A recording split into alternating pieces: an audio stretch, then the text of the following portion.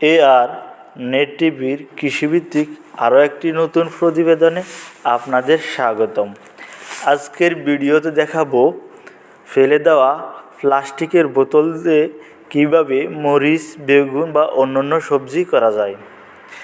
আর এই বোতলে করার একটা উপকারিতা হচ্ছে আমরা যে কোনো জায়গায় নিয়ে যেতে পারি, মানে বহন করার সুবিধা থাকে। চলেন তাহলে শুরু করা যাক।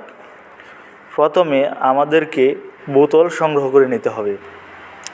5 লিটারের সয়াবিন তেলের বা অন্যান্য বোতল, এই বোতলে আমরা উপরের অংশ কেটে ফেলে দিব। পরে আমরা মাটি তৈরি করে নেব। এই মাটিতে গোবর, মাটি, অন্যান্য সারগুলো দিয়ে আমরা বোতলকে পরিপূর্ণ করে নেব এবং পূর্ণ করার পরে পাশে আমরা বোতল ছিদ্র করে নেব। ছিদ্র করার পরে আমাদেরকে বেগুন, মরিচ, করলা এই জাতীয় সবজিগুলো আপনারা এখানে করতে পারেন। দেখেন আমরা মরিচ গাছ রোপণ করেছি এবং মরিচ গাছ অনেক সতেজ হয়েছে, ফুলও দেখা যাচ্ছে।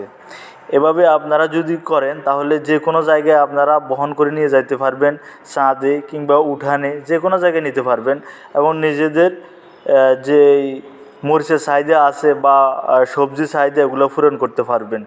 ধন্যবাদ ভিডিওটি শেষ পর্যন্ত দেখার জন্য।